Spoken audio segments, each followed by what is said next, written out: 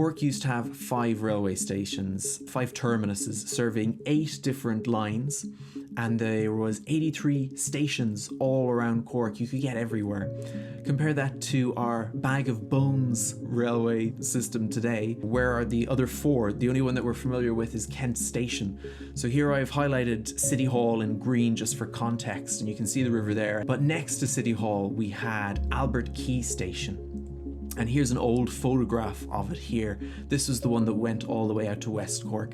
And we can see what this building looks like as we fade into it today, right? It hasn't changed much, but obviously all around it has significantly changed. It went to Bandon, but it went down as far as Bantry and Baltimore. You could get to Skull, Kilcoe, Clonakilty, all of these had railway links. It's just maddening that these are gone.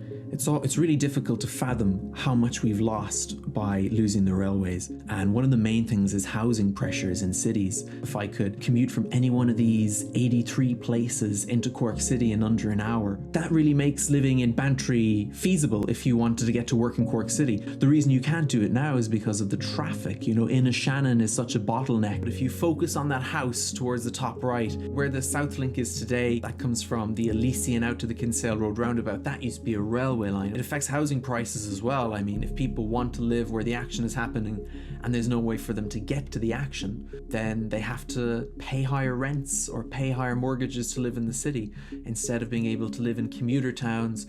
We live in the age where there should be 24-hour rail services, but there's obviously no railway, so that's impossible. But that's just the West Cork Railways, and we have a station that's very close to Albert Quay Station, and it's Albert Street Station, right? So just next to the sextant, a section of the roof still remains there, and as we come up above, then we can see where the tracks would have been in this long empty section. This was part of the Cork, Blackrock and Passage West Railway. Commute, let's say again, you from Carrigaline to Cork City, 15-20 minutes, no traffic, regular service. Imagine what that would do for Carrigaline, for Crosshaven. It's really sickening that we're so rich right now. We're like one of the richest countries in the world. We got all that Apple money, we got all the money from foreign direct investment. The All Ireland Rail Review is so unambitious, right? It's like if I opened a can of tuna and called it dinner. To say that there's like so few new stations and villages being connected, I mean, this is the kind of strategy for the next 50 years. It's so fucking bad. Again, like, it's always embarrassing to see these things. And I genuinely think the politicians think it's great. And, there's obviously a huge disconnect between like what we had 100 years ago, what we've totally fucked up, and what we plan to do for the next 100 years. The real shame here is that like the most expensive infrastructure is in place. The bridges, the tunnels, they're all still there, right? So one of the biggest sentiments is that it would be too expensive even for how rich we are. I mean, the most expensive parts of a railway are the construction, the tunnels, the embankments, the bridges. They're already built, right? Rebuilding the railway sleepers isn't a Herculean effort. Roads require constant maintenance as well. It costs so much money to build a motorway, right? So it's not like there's no baseline comparison for building a railway. Like, there absolutely is. The amount of land that had to be shifted when they built the Macroom to the Kerry border road was insane. Whereas here we're talking about the land is already formed to host a railway. The bridges are there, the tunnels are there, the embankments are there. They just need to put back the railways and the infrastructure, the digital infrastructure and the safety infrastructure around it. For our 4th railway, we're going to head west to Cork City, right by the River Lee, and you may be familiar with where this is. This is this is the River Lee Hotel.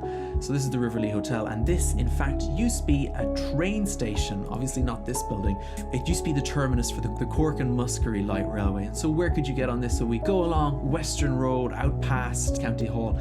Think about how scenic train routes in Scotland and Switzerland drive tourism. I mean, Cork has that. The West Cork Railway was that beautiful. There's a wonderful book, The West Cork Railway, Birth, Beauty and Betrayal by Chris Larkin. Absolutely go out and get it. It's a super read, and it has a lot of pictures of how beautiful this route was. And instead we built motorways, car-centric tourism, making it expensive and inaccessible for many travelers without rental cars. We had a rail network, the envy of the world 100 years ago. Fianna Fáil closed it down. It was Todd Andrews. Todd Andrews had his fingers in Bord na Móna, RTE. You know, he absolutely derailed the country, literally. If Todd Andrews was alive, I'd put him in jail for a crime. I mean, that was a crime that he committed. And as much as the government wants to push buses as the new and exciting trains, buses always have to deal with the same roads that cars do, so they're always going to be prone to getting caught in traffic, even though there's gimmicks like bus corridors. But these are just gimmicks. These are band-aids to having no rail infrastructure like everywhere else. We had kind of skipped the main railway station, so Kent Station. Everything east of Cork from Kent Station used to actually be part of a different railway. It was called the Cork and Youghal Railway. This one actually wasn't closed until the 80s, but they were still closing railways up until the 80s, even after we had joined the European Union. So again, you know, so much to answer for. There's actually a bit of furore because, you know, they have the Greenway now. That's just been turned into a Greenway, which is nice. There's an interesting concept that Greenways are the enemies of the railways. When I heard that first, I was disappointed because I love Greenways. I love cycling. I love going along them. But at the same time, there's something to be said for being able to commute from towns and villages effectively, you know, without traffic bottlenecks, on a schedule, knowing when you're going to arrive somewhere to enable you to commute for work and stuff. Cork to Waterford is going to be the first intercity greenway, which is going to be a really cool thing. I cycle, I think it's a great idea. I'm happy that we have a greenway now, and maybe in the future we'll have both again. I think that's the ambition we need to have, right? We don't want to say, well, you've turned it into a greenway, it's going to be a greenway forever. It's a greenway for now, and hopefully we'll have both. Back to Kent Station, we have the Cork main line, and today, again, it's so bare, right? It is like, if I was standing outside in a vest, it's about as bare as that. Here is what it looked like back in the day. You had all of these stops, right? It carried on to Dungarvan, past Fermoy. What's Ballindangan? I guess it's a place. All of these towns have faded into irrelevance. They're not connected. I'm sorry if you're in Ballindangan, right? Although the odds are slim. They closed all of the railways and they only left the main line, and they even fucked that up. Speaking of fucking things up, this was the old logo, right? It is reminiscent of, like, say, the London Underground. When you think iconic logos, now let's have a look at today's logo. Todd Andrews might have derailed Ireland, but I mean, who were the people going and deciding, let's replace this logo with a piece of shit? Our fifth and final railway station. Any guesses as to where this is? It is, in fact, on Summerhill South. It's where the buses sleep at Capwell. And this used to be the Cork and Macroom Direct Railway. So again, all of these places connected. Crazy. I mean, you know, Macroom suffered so much with traffic up until the bypass recently. And you can imagine how nice it would be to be able to just commute into Cork, you know, Christ, like a normal city. I'd like to say I find it hard to believe that Cork is in the top 1% for traffic congestion in the world, but I don't find that hard to believe at all. The signs are all there.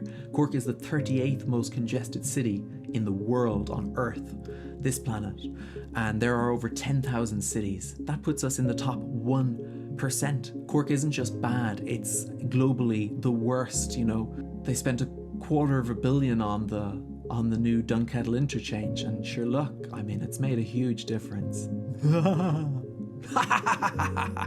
Yeah, sure. If we had the trains, we wouldn't be in the top 1%. But we need to mobilize society in the next 5 years before the election to make sure that we have a fighting chance of not just becoming totally irrelevant. Will we ever see a train going over the Chetwynd Viaduct again? Sure, for the purposes of this video, let's see a train going over the Chetwynd Viaduct again. I'd love to see that as a reality, you know, taking the train down to West Cork as it was just a couple of decades ago.